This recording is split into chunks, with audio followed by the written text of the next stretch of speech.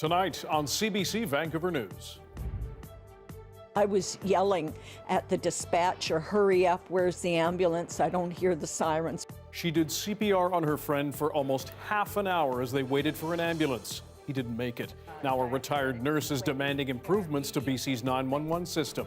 Also, they're trying to solve a number of problems for families who have children with all sorts of challenges, but they're doing it on the backs of children who have autism. worry and hope as the province proposes big changes to how it supports children with autism. And agonizing waits. It's really demoralizing, really insulting. How the pandemic has slowed immigration processing times in Canada. This is CBC Vancouver News.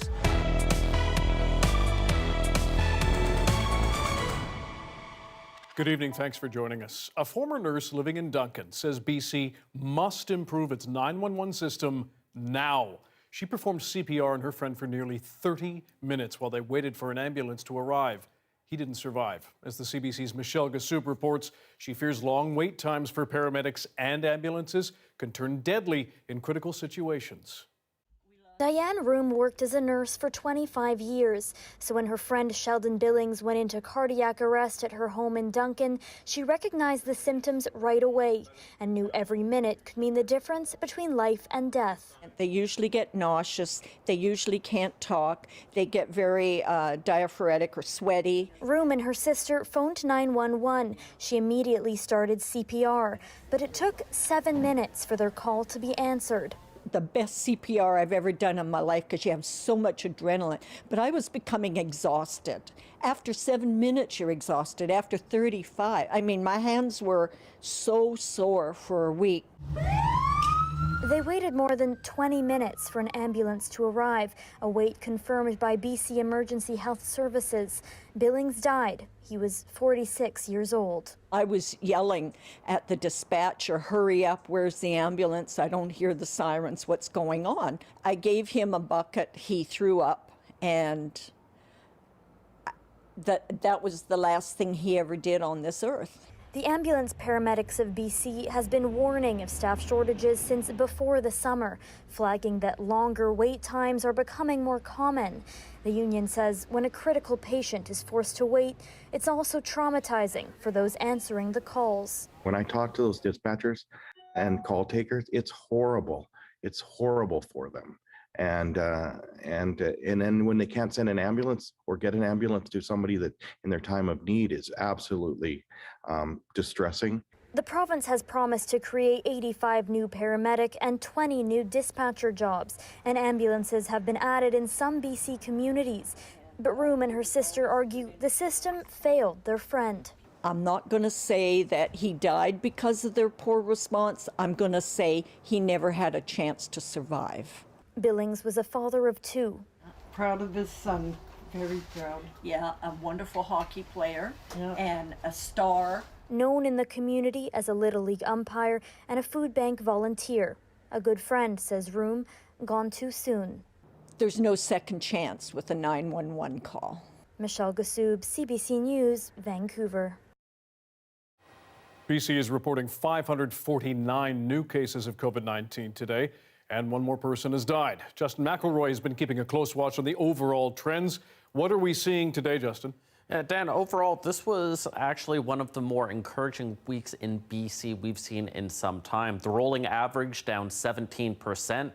Overall, we're now at a point in terms of transmission. If you take a look at this chart, the yellow line is the rolling average of cases. We're now at a point where this 2 to 3 month plateau is starting to ebb a little bit. We're now at where we were in early August or so. Hospitalizations still haven't been going down yet, but still, for the last 5 weeks or so, 4 of them have been good. It bodes well for the long term, and it tracks with what a lot of forecasters were saying that we were seeing in BC, which was a slow but steady decrease. So, speaking of hospitalizations, what are we seeing there?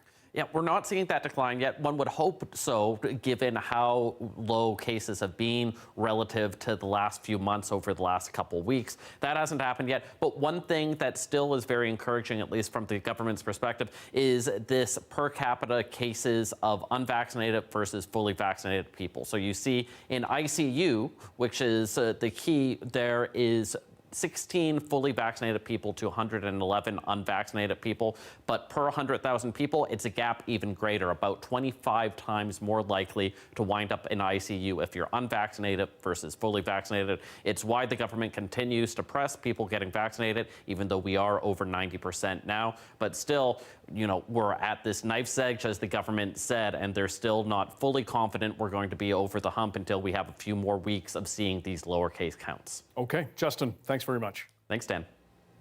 A notorious COVID-19 denier in Metro Vancouver has died. Police confirmed the body of Mac Parhar was found at his home in New Westminster yesterday. He was facing charges of violating Canada's Quarantine Act because he refused to self-isolate after returning home from a flat earther gathering in the U.S. Parhar recently shared that he was suffering from symptoms linked with COVID-19, like fatigue, chills, and a cough, but the cause of his death is not yet clear. The BC's Coroner Service is now investigating.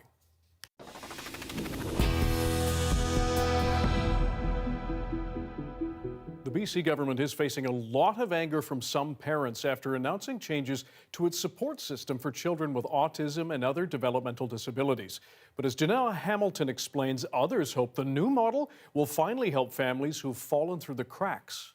We have 5 children, 4 of whom have special needs. Among her 5 children, Bonnie McBride has a child with cerebral palsy and another child with fetal alcohol syndrome. She says her family has faced numerous challenges when it comes to getting the right help for her kids, some of whom are undiagnosed. The model that the province has always used has always been diagnosis based, and that's created an environment of exclusion for families that don't fit within that particular diagnosis. So services that qualify for autism funding are often way out of reach for children or families that don't have it. BC Ed Access is an organization advocating for equal access to services and supports for families with disabilities and complex learning needs. Some are very excited. Their kids have been left out of supports and services since forever. And then there are the families who are very worried about how this is going to play out for the supports that they're used to having and the connections they have with the people who work with their children. But you should have rolled that. Sam Kirk and his wife Lana say they have spent more than 7 years finding the right therapies and professionals to help their 8-year-old son who has autism. But now what they're saying is, oh, we're going to do in this hub and we'll decide who the providers are instead of us finding the right providers that fit with the needs that our child has. As part of the current autism funding model, the Kirks receive $6,000 a year and are able to pick and choose what supports are best for their son. Come 2025, that funding will no longer be available to individual families. But families like the Kirks say they are concerned their son, who is high functioning, may be pushed to the back of the wait list. Well, we had another more pressing need, so the limited educational assistant time had to go over there. I'm sorry it didn't go to your son. They're trying to solve a number of problems for families who have children with all sorts of challenges, but they're doing it on the backs of children who have autism. The provincial government says the new one-stop family connection hub widens access regardless of diagnosis or referral. But advocates say families with complex needs need to be consulted before the new hubs open. The first center is expected to open in 2023, with the program launching across the province in 2025. Janelle Hamilton, CBC News, Vancouver. Mink fur farming is coming to an end in BC. The province says the farms have seen several outbreaks of COVID-19 since late last year, and the businesses will need to shut down for good. Our Zara Premji joins us now in studio with more. Zara, why now? Well, Dan, health concerns is the simple answer. Provincial Health Officer Dr. Bonnie Henry says data from the BC Centre for Disease Control shows the risk of transmission from minks will exist for years to come. And despite best efforts from farmers and public health, since the first outbreak in December, there's still no sign transmission to other animals and humans will completely disappear. The province says data shows minks are reservoirs for spreading the virus to humans and will be an ongoing danger to public health. Last year, roughly 200 mink died on a farm over the course of a week after the first mink farm outbreak. And to date, at least 12 people linked to farm outbreaks have tested positive. So for those reasons, no more live mink on farms as of 2023. The process includes a permanent ban on breeding mink, a permanent ban on live mink on farms by April 2023, and all operations ceasing completely, with all pelts sold by April 2025. Now in the province, there are 318,000 mink spread across 9 farms, all located in the Fraser Valley, 3 of which have had animals test positive for COVID-19. The province says the vast majority of existing mink are ready to be euthanized for their pelts, and farms with mink left alive might choose to cull, but it's too soon to decide that right now. Zara, a tough day for mink farmers in our province. What do they have to say about this? Well, the 9 mink farms were notified earlier today. CBC was able to speak with a third-generation farmer, calling today an extremely emotional day that caught them all off guard. He says the farmers do not accept the decision. We are shocked and appalled and insulted by today's announcement. We were informed of this ban less than an hour before the press release. This call was less than 30 minutes, which gave no answers to any of our questions. Minister Lana Popham or Dr. Bonnie Henry were not on the call, and both have never stepped foot on a mink farm. Let this be clear. This is an attack on the fur industry. Williams says he wants to see compensation from the government. The province says it will be assisting the farmers in this transition process, including helping them find other farming businesses or other job opportunities to support their families. And there are still existing government-funded programs to help them. Dan. Zara Premji reporting live in studio tonight. Thank you. A BC Supreme Court judge has now settled a dispute between the Rogers family, providing a big victory for the son of the late Ted Rogers, the founder. Lindsay Duncombe looks at what it means for that family, the telecommunications giant, and Canadians. Moments before the court ruled, photographs of Edward Rogers appeared on the Reuters wire service, chairman of the board style, just in time to accompany the news that Edward's power play worked. He won. His lawyers left the court smiling. No comments, thank you. And Edward himself didn't revel in victory. I take no joy in the decision or the events of the past weeks, he said. The judgment confirms I acted appropriately. What he did was use his position as head of the family trust, which controls the voting shares, to reinstate himself as chair and appoint an Edward-friendly board after the board, including his mother and sisters, had ousted him. This battle among ultra-wealthy siblings is unprecedented in Canada because of the reach of the company. More than 10 million Canadians have Rogers cell phone plans, not to mention television stations, sports teams, naming rights on pro hockey rinks. But the public nastiness is what really makes it unusual. Martha Rogers has blasted her brother on Twitter. In a statement today, Edward's mother and 2 sisters said the ruling represents a black eye for good governance and shareholder rights, adding the company now faces a very real prospect of management upheaval and a prolonged period of uncertainty at perhaps the worst possible time. Management upheaval could mean the current CEO, Joe Natale, is out. So now that he's in the driver's seat, I suspect that Joe Natale and probably several members of his senior management team will be shown the door, unfortunately. And when the family mentions the timing, they're likely concerned about Rogers' $26 billion takeover of Shaw Communications, currently awaiting regulatory approval. Everyone involved wants certainty. They want certainty with respect to the Shaw transaction that's coming up. Certainty, however, will be tough to come by if the Rogers family appeals today's decision, which lawyers hinted they would. Lindsay Duncombe, CBC News, Vancouver. The woman convicted of killing 14-year-old Rena Verk in Victoria more than 2 decades ago has had her day parole reinstated. Kelly Allard, who now goes by Carrie Marie Sim, was convicted of second-degree murder in the death of Verk in 1997. She was beaten and drowned. Sim returned to the site the next day to brag about what she'd done.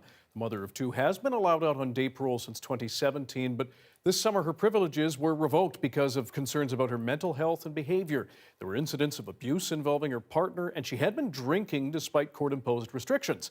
Last month, the parole board agreed to allow Sim to continue with day parole after she made efforts to show she was getting help. She has to stay away from alcohol, drugs, and continue with psychiatric counseling. A delivery driver who was shot 7 times last January in Metro Vancouver says his case is being closed. He says after months of waiting for answers, Coquitlam Mounties have run out of leads. 4 men opened fire at Nadir Ahmadirad while he was delivering food in Coquitlam. Mounties recovered 40 bullets at the scene, including the 7 that hit him. Shortly after, police found a burning car they think was connected. But after many months, Ahmadirad says he has not learned much else and turned to CBC for the public's help for more answers. This week, he finally received an email from Coquitlam RCMP saying they're closing the case after no new leads turned up. He spoke to CBC with his Farsi translator earlier today. Police stopped its continuation of the investigation of these highly dangerous individuals. I'm still surprised. Ahmadirad immigrated to Canada from Iran in 2018 for a peaceful life. He says he still suffers from trauma after he was shot. Spouses trying to immigrate to Canada to be with their partners say the COVID-19 pandemic has made long processing times even worse. One family recently reunited after more than 30 months apart, and they're calling for big changes. As John Hernandez tells us, they say discrimination is baked into Canada's immigration system. It's really demoralizing, really insulting. Jennifer Hasenknopf and Munir El-Kadi never thought they'd be apart for more than 2 years. It was always in the back of my mind that, the immigration was difficult to sponsor, spouses from visa-required countries. The pair met in the United Arab Emirates before deciding to move to BC, where she's from, back in 2018. Her husband wasn't allowed into Canada until his permanent residency application was approved, which took 30 months. Once the pandemic hit, the cracks in the system, the unfairness of the system started to reveal itself because the government started prioritizing other streams, mostly economic streams, and they kept saying that families are priority. This is not the case. Spousal immigration is notorious for lengthy processing times that often keep families separated. The pandemic made those waits even longer.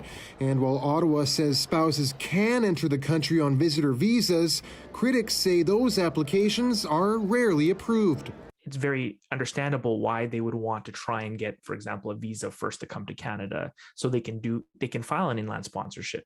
But that's the very thing the government's also aware that individuals are doing to try and avoid long processing times. Immigration, Refugees and Citizenship Canada is approving applications again after a pandemic-induced hiatus, but advocates say enough is enough. There's no question that the immigration system is in complete chaos. This Vancouver MP is calling on Ottawa to make it easier for spouses to enter the country while applications are processed. She also wants better oversight of the approval process. The processing standard time is not being met and is misleading to not tell people what the true processing time is going to be. The cracks in the system have been revealed. Even though they're together now, it's something this couple is in favor of. They've launched their own group advocating for families in similar straits. John Hernandez, CBC News, Vancouver.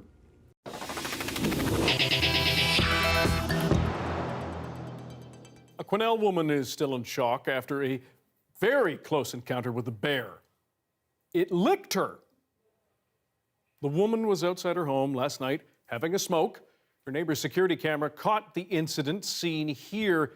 She says she saw a shadow in the corner of her eye, looked up, and realized the bear was about 2 feet away from her. She remained calm, thankfully, so as to not agitate the animal. That's when it approached her and licked her hand. Then he went in for a second lick, but his mouth was a little more open this time, and I was like, nope. So I pulled my arm back, And I guess that kind of startled him because then he backed up. And that's when he decided to just be on his hind legs. And that's where I got the picture. Porter says she's thankful she's alive to tell the tale and has this photo proof. Oh, wow, that's close. It's also encouraged her to quit smoking. Isn't it always the way you go outside, having a heater in the dark, some judgy bear comes up? Alone. Exactly. Welcome to Flavor Country. Again, licked by a bear. Oh, classic. Speaking of the weather, there's a segue for you. Not at all, but Not okay. at all. Yeah. How are we going to do? Good. It's real bear-licking weather out there. We didn't see any rainbow today, which is too bad because everybody just... There was a bear licking somebody. There you go. We'll add that to the list. Either or. It's right up there with Coy versus Otter now. It really is.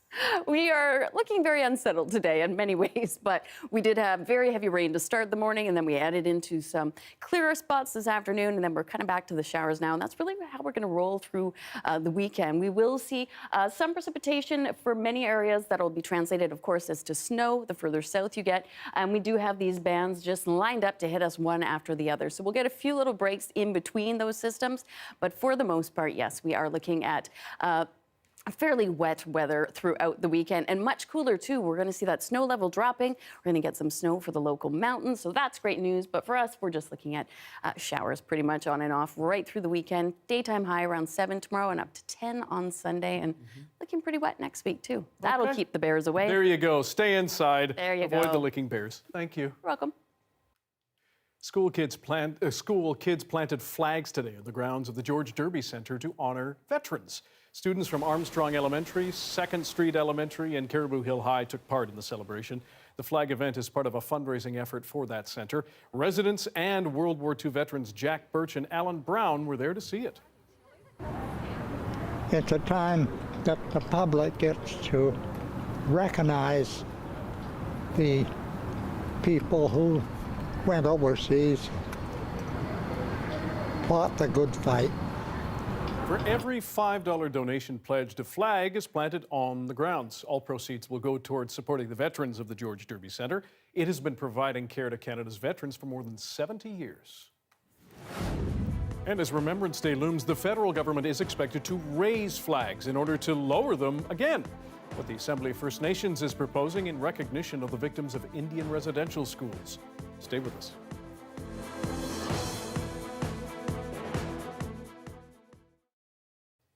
Thanks for sticking around during our commercial-free live stream. Hello to everyone watching. 7-year-old Tanner McLeod is a busy boy, making up for lost time and energy. In March, the Winnipeg boy underwent a life-saving stem cell transplant for a rare blood disorder. And as Marianne Kloak reports, it was his older brother who came to the rescue. It's a whole new world for 7-year-old Tanner McLeod. He's getting to do everything he loves, rollerblading. He can dance. Playing with his puppy Snoopy. Ready? Wow! And practicing his baseball swing in the front yard with his older brother Timu. This is a far cry from how Tanner has spent most of his young life. In and out of hospitals, having to receive blood transfusions every 3 weeks for a rare blood disorder. Pale, with low energy and little appetite. He was diagnosed with sideroblastic anemia when he was 6 months old. The disease left him unable to produce healthy red blood cells. For 4 years, his mother and a medical team were on a mission to find a possible stem cell match through Canadian Blood Services. After dozens of donors stepped up, a match was found at home. Tanner's brother, 17-year-old Timu, was only a 50% match, but medical advances made the transplant a success. It's unbelievable. It's unreal. I'm just really happy and grateful that it's all working out. Feels something along the lines of like saving another person's world. Not like the world in general, just saving his own world to have a future too. While Tanner's embracing his new life, there's one thing he doesn't miss. No getting pokes. Not getting pokes. For blood work. Looking at Tanner's progress, Miranda is filled with awe for what Timu did. She knows the outcome could have been much different if a match wasn't found or if Tanner's body rejected Timu's cells. She is encouraging people from different ethnic backgrounds to register to donate stem cells. According to Canadian Blood Services, less than a third of potential donors are non-Caucasian.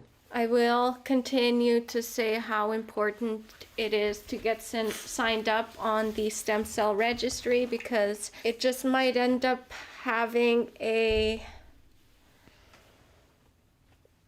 good ending to someone else's story similar to ours. As for Timu and Tanner, being blood brothers has taken on a whole new meaning. It's definitely bring us closer. It's really an honor to give that to my little brother, especially knowing what he's been going through after so many years. Leave a little gap. Okay? Marianne Cloack, CBC News, Winnipeg.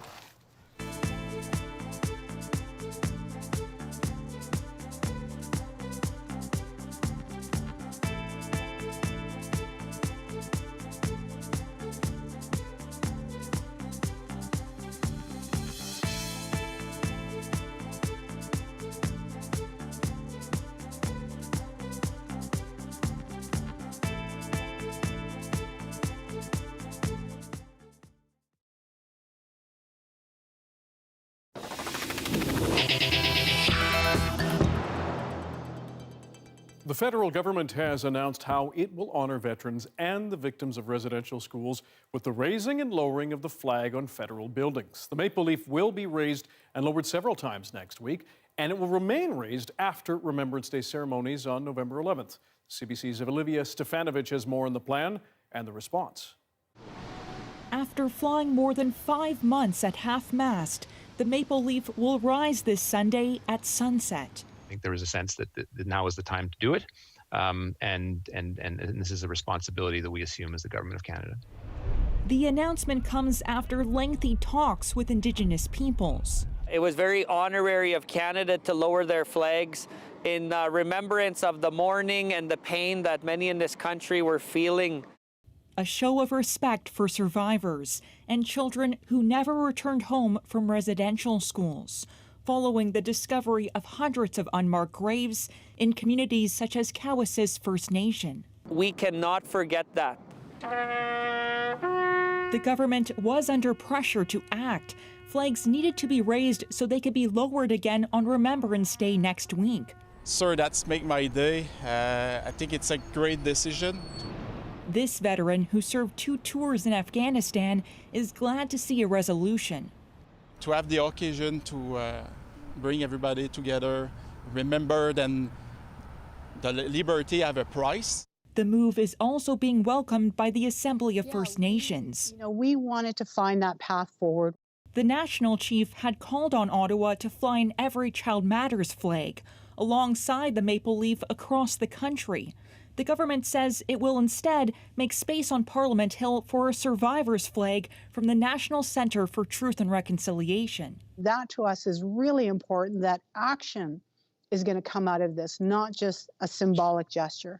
The government says it will work faster to meet the calls to action from the Truth and Reconciliation Commission, and says that from now on, the Canadian flag will be lowered to half-mast every September 30th in memory of all the children forced to attend residential schools.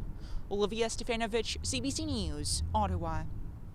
In the United States, the trial of 3 white men charged in last year's killing of a young black man is underway in Georgia. Ahmaud Arbery was shot dead after being chased by the men in pickup trucks while out jogging in a neighborhood.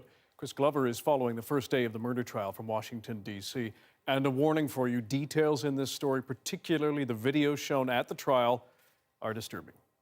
Let your love that is within us. A prayer vigil outside court in a small city in Georgia, as cell phone video that's already been shared around the globe is now front and center at a murder trial. All 3 of these defendants did everything they did based on assumptions. This morning, the state laid out its case against Greg McMichael and his son Travis and their neighbor William Bryan. In February 2020, the 3 white men saw Ahmaud Arbery, a 25-year-old black man, running in their neighborhood. The accused told investigators they thought Arbery must have been running away from a crime. The prosecution says Travis McMichael shot him in the street. In her opening statement, the prosecutor said the assumptions the accused made were based on Arbery's race. There's a black male running down the street. That's the emergency. Arbery's mother wept while the video of her son's final moments was shown. I've wanted a video for the last 18 months, and I thought it was time to get familiar with what happened to Ahmaud. I'm the last minutes of his life. The 3 accused have pleaded not guilty to several charges, including felony murder. The defense arguing today some of the accused have public safety backgrounds. The evidence shows overwhelmingly that Travis McMichael, honestly and lawfully, attempted to detain Ahmaud Arbery according to the law and shot and killed him in self-defense. I instruct you, ladies and gentlemen, that you must decide this case. Even before this trial began, the selected jury proved controversial. 11 of them are white, only 1 is black. There appears to be intentional discrimination. On Wednesday, the judge ruled the defense successfully argued the jury selection was by the book. They've been able to explain to the court why, separate from race, those individuals were in fact struck from the panel. But in a murder trial with racial overtones, that decision prompted protesters to cling to the courthouse for days. Our concerns. Until today, turning to prayer, hoping theirs are answered. Chris Glover, CBC News, Washington. After the break, we ask how museums can deconstruct the colonial narratives of historical exhibits. The Museum of Vancouver's curator of Indigenous collections will join us on reconciling and repatriating cultural artifacts. Stay with us.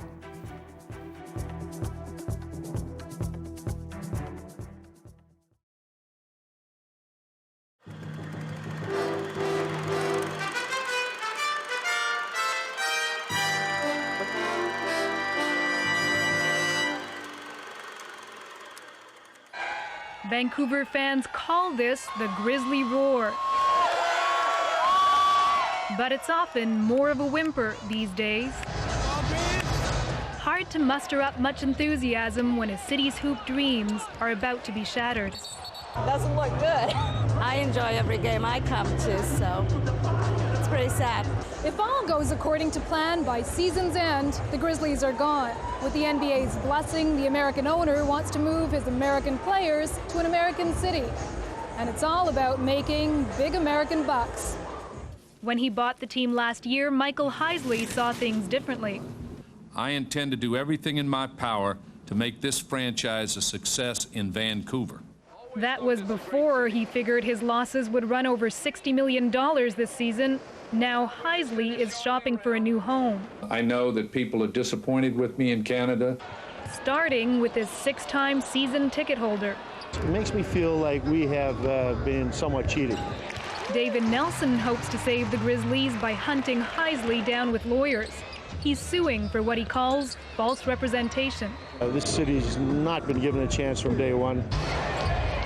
The team has been a consistent loser, with one of the worst records of any franchise in NBA history. They've never had the right owner, never had the right manager, never had the right coach, never had the right players, never formed a connection with the community, and it's very fragile here. The economics don't work at the best of times. Now there are fresh rumors of a local consortium jumping in to save the Grizzlies, but fans have no guarantee the owner will accept. Well, it's upsetting for sure, but business is business. As for the game, well, the Grizzlies stayed true to form. They lost. Christina Lewan, CBC News, Vancouver. It's 3rd and long for the Canadian Football League. The Ottawa Roughriders have already been sacked financially. The BC Lions may be the next team blitzed unless they sell 15,000 season tickets by year's end. I see this league going under. Lawrence Conway bleeds Hamilton Ticat yellow and black. He was at the CFL Hall of Fame in Hamilton, introducing his son to the Canadian game, a game he worries may not have a future. Conway blames mistakes like expanding to the U.S. instead of Canada. First, they should have solidified the 9 franchises, thought about Halifax, thought about London, thought about Windsor, not Las Vegas, not Shreveport, not Baltimore. Paul Owens grew up cheering for the Montreal Alouettes. Now he supports Hamilton. Mostly, he hopes Canadian football will just survive. But he admits the league has a lot of problems, among them lack of continuity among the athletes. 20 years when I was growing up. I knew the roster, I knew the players, I knew who would be playing the next game. Now it's a revolving turnstile.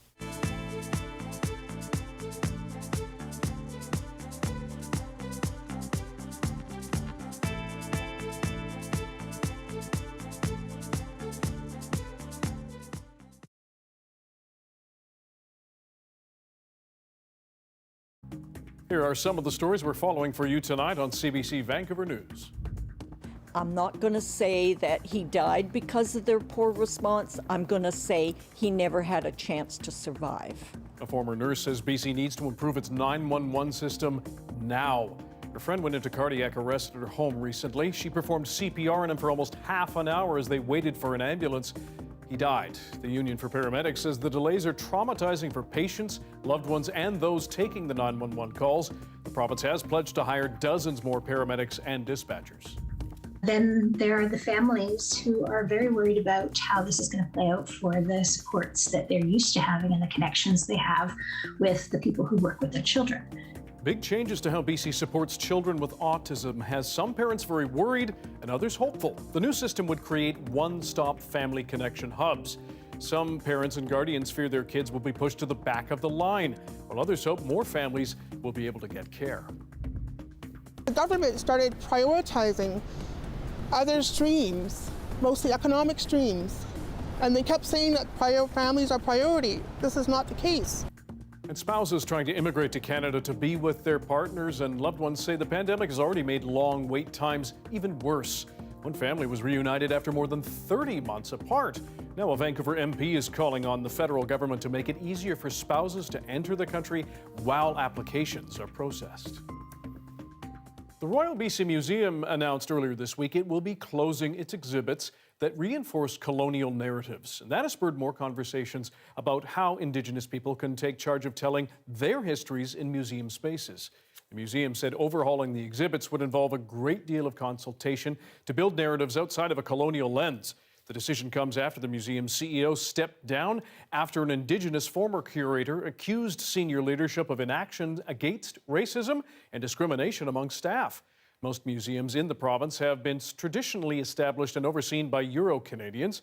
The museum's announcement is the latest among efforts to integrate Indigenous perspectives in exhibits. For more on what it means to decolonize museum spaces, we're joined by Sharon Fortney. She is the curator of Indigenous collections and engagement at the Museum of Vancouver. She has Klahoose and German ancestry. Sharon, first of all, how did museums years ago build their collections? Well, collections come together in a number of ways, but in the late 1800s, there was a big race around the world to collect from Indigenous communities because the thinking at the time was that these Indigenous communities were disappearing. So there was sort of this like vanishing race type myth that was playing into effect. So people were really racing around collecting what they could from communities around the globe. We also have collections that come from people who, were collecting specific types of objects or were interested in certain types of art. And also museums themselves play a role in acquiring things, through participating in archaeological digs and other things. How much of that involved, when we say collecting, how much involved theft, essentially, just taking things without any proper exchange or permission? Yes, I think that was really common, especially with archaeological collections where we didn't have strong heritage laws in the early days. So, people really felt free if something turned up in their garden or their yard to just, take it into their home and treat it like their own belonging, when really, it belonged to the first peoples of the region they lived in. Also, I think with the laws we had at the time, including the potlatch ban and the Residential School Act, people weren't allowed to wear certain types of regalia or even traditional dress and would find themselves having their belongings confiscated by Indian agents and other colonial officials. So some of those items make their way into museum collections as well as private homes. Fast forward to today and the changes that we're hearing that the Royal BC Museum is making. How can they update and change these exhibits within the context of reconciliation and that framework? Well, I think how we tell history has really changed a lot. If you're looking at the cellular galleries at the RBCM. Like, those galleries have been in place for decades. They were there in the 70s when I was growing up. They really haven't undergone much change. Most museums, are doing a different kind of curatorial model now, where we're working with diverse communities and we're trying to tell a multifaceted history, not just like having the staff be the expert on the past, but really, consulting with community members, gathering diverse stories, and showing sort of the patchwork of the history, that it's a much more complex understanding of the past than what we're seeing in those sort of historical narratives. And for your museum, what should a visitor take away from the changes that the Museum of Vancouver has made around there? Well, we've been working really hard to work with Indigenous communities to share their stories in the way that they feel is appropriate. And what we really try to get across to our visitors is contemporary presence, that even if we're thinking about the past or some sort of cultural topic, that how it resonates today and what it means to the community today. So it's not just looking at something situated in the past, we're looking at it in the present as well. Sharon Fortney, we appreciate your time and your expertise. Thank you for joining us. Thank you. The COP26 theme today was youth and empowerment, and it moved outdoors as thousands took to the streets demanding action. Stay with us. And at 6:39, a live look at Revelstoke tonight, where it's wet and it's cold. The week ahead for the mountain town, rain and snow. We'll tell you the mix for these parts with Amy Bell after this.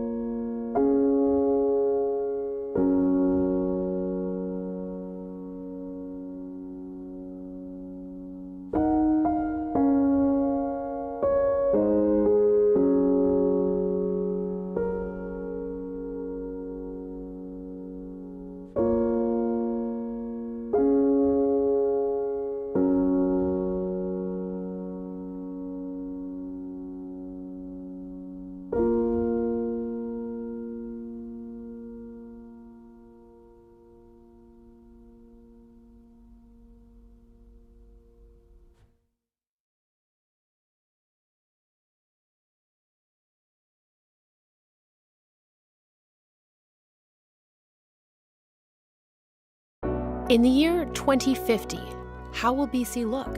From agriculture to cities, how will climate change change life? Don't miss 2050, Degrees of Change, a CBC Vancouver original podcast, now available.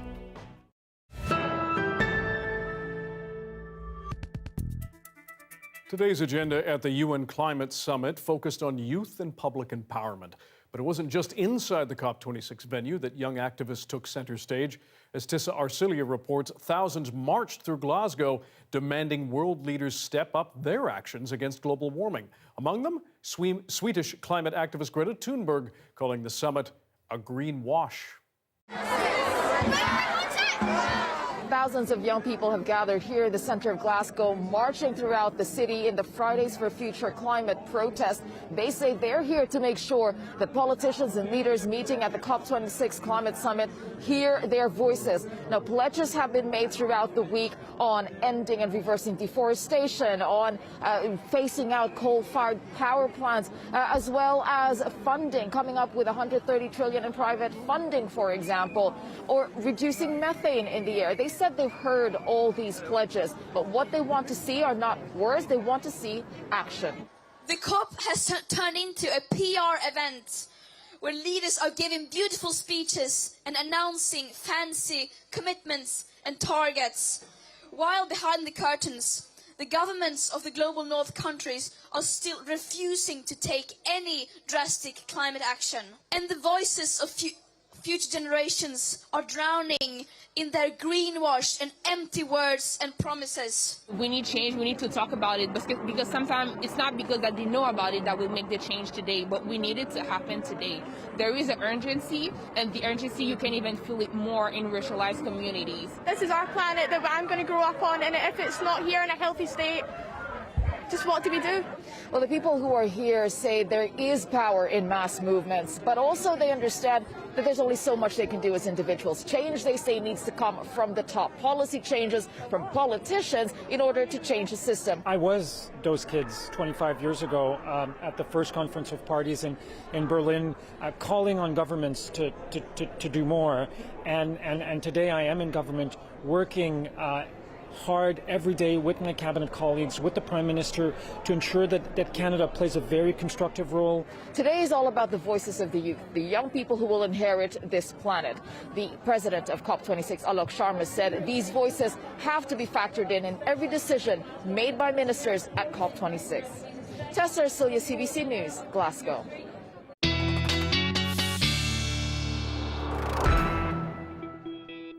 Amy Bell joins us with the province-wide weather forecast, or Johanna Wagstaff heading off to COP26, in fact, and she'll be doing some reports from there, which would be great. Yes, looking forward to it. Yeah, and maybe the weather will be better there than here, but it is Scotland. You know what? I wouldn't bet on it. No. Even all the Scottish people are like, no. Not the same.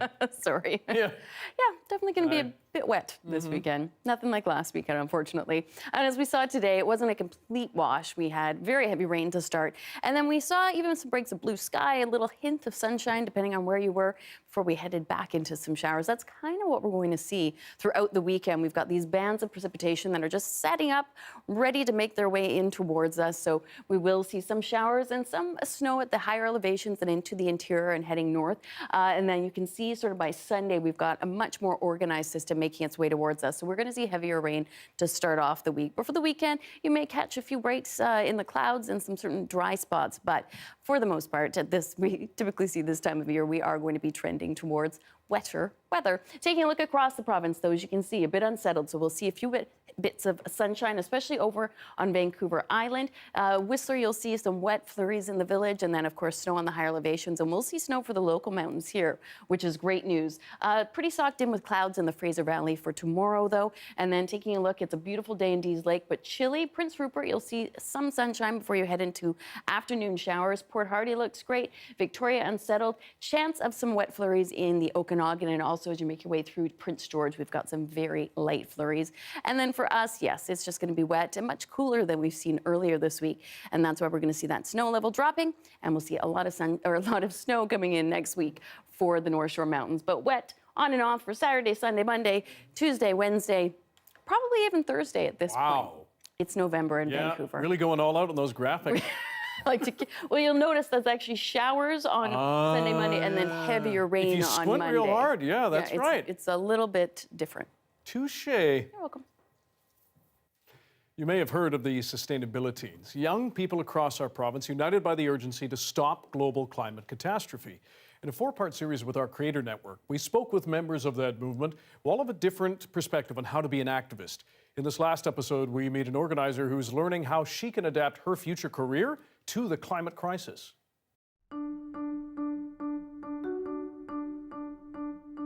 My name is Tavi, my pronouns are she, her, and I'm a student activist currently residing on unceded and stolen Tsleil-Waututh, Squamish, and Musqueam land. I organize with Sustainabiliteans, Climate Strike Canada, and Youth for Action. In this episode, I'll be exploring how fighting for climate justice doesn't mean giving up pursuing your passions, and I want to show you how our activism can complement our careers. I know that as a young person, the climate crisis certainly feels incomprehensible and overwhelming at times. For me, it often seems like our world appears to be making almost all the wrong choices and acting as if climate chaos is something wealthy corporations or philanthropists can write off. If we are going to create a green economy, every occupation will have to be reimagined from a sustainability and equity lens. In this world, our activism can complement rather than hinder our careers. Personally, I am passionate about helping others and have become particularly interested in human health, and I am therefore planning on becoming a medical professional. To find out how I might tailor my academic journey to the climate fight, I reached out to Dr. Rashmi Chadha, who has dedicated her career to understanding the relationship between climate change and health.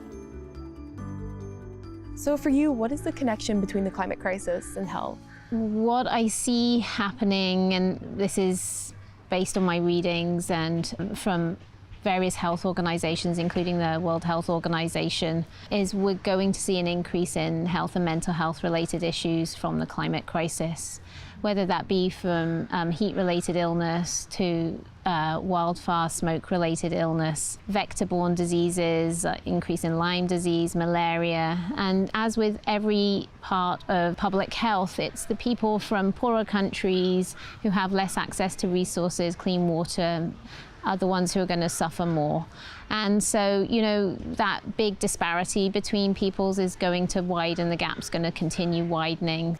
How have you adapted your career to focus on the effects of the climate crisis?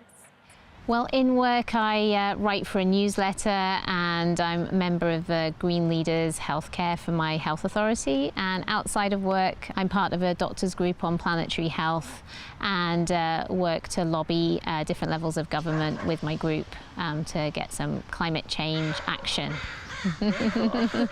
What are some of the options for me to specialize in? I would say don't make a decision now.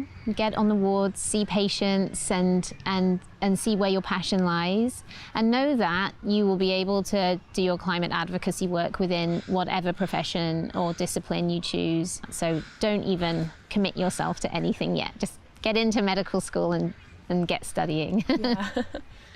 If I could give you one piece of advice as you move on to this next stage of your life and go to university, it would be look after yourself on this journey, and for your friends too. Self-care is so important. There's a lot of activists and doing a lot of amazing work, but looking after yourself, your health, your mental health, your diet. And I really encourage you to keep those groups that you have where you feel safe and in a space that you can share frustrations, happiness, you know, just check in is going to be so important. And I think that's just good advice for life, to be honest. I think all humans should generally be doing that.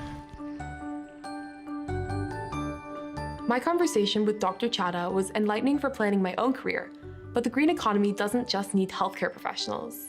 We need workers in low-carbon sectors like the teaching and caring professions, or the arts. We need green engineers and workers entrusted with developing renewable energy systems and carbon-neutral infrastructure. We need people to plant trees, to restore habitats, to grow food. The list of careers is endless and incredibly exciting. So what's next for me?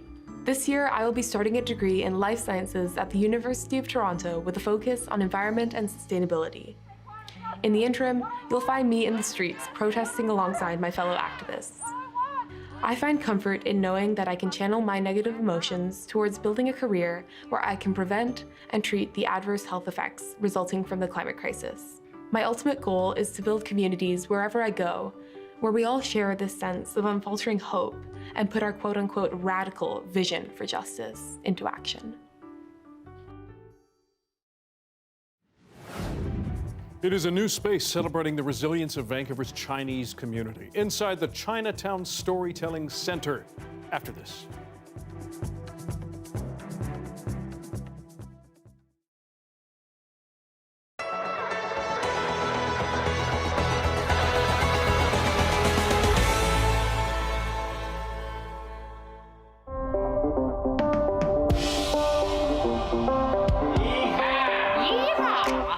It's my first visit here at the Reser Ranch, and I have to tell you, it's like stepping back in time.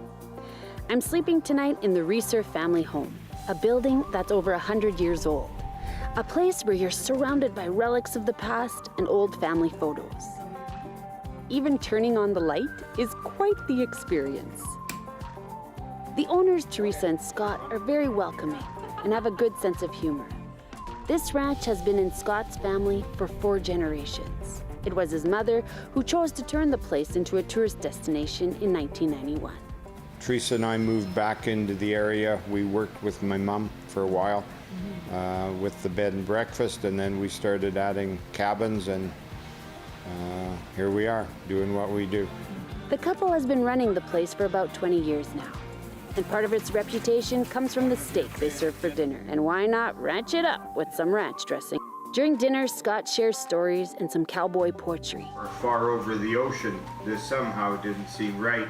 Something he learned from his mother. I guess I started, my mother was a poet, and there are memories of my childhood that time will not erase. Of good times and of bad times too, back on the old home place. Some lines out of one of my mother's poems. The landscape is breathtaking. And what better way to explore the surroundings than an ATV tour? Teresa and Scott's son, Jason Reser, is our guide. We ride on the trails, on the vast prairie,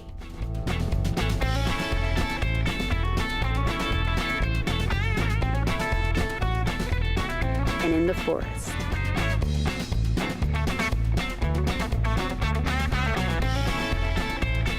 It's the perfect way to see a lot in a short time.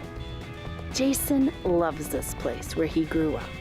Just mostly the variety of terrain, like everything from the prairies up to the hills and all the trees, and just the freedom to go explore. We also discover conglomerate cliffs.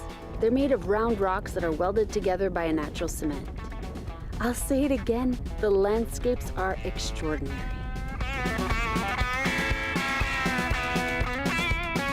Scott says the ranch has attracted a lot of tourists since the beginning of the pandemic. Because some of them people with jingles in their jeans used to fly over the water, sit in the sand. They came out here, sat in the snowbank. He hopes to see many more guests who are looking for a relaxing getaway. Scott also hopes the ranch will remain a family business and his children will continue to welcome visitors for many years to come. Nicole Everett-Smith, Radio-Canada at the Reser Ranch near Maple Creek.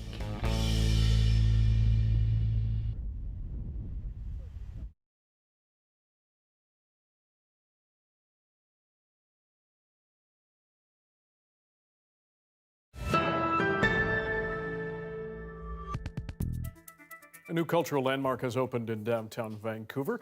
The China Storytelling Center aims to tell the stories of this city's Chinese pioneers, part of an effort to revitalize and preserve historic Chinatown.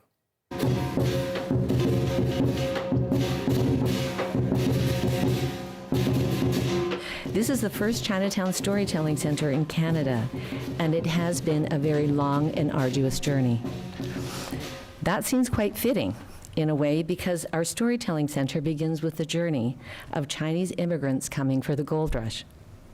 It is called The Journey Begins. And today for the Chinatown Storytelling Center, the journey begins. We always imagined the Storytelling Center would be the heart of Chinatown. The Vancouver Chinatown Foundation is dedicated to physical, economic, and cultural revitalization. And this is the beginning of the most important part of our cultural revitalization efforts. 2, 1.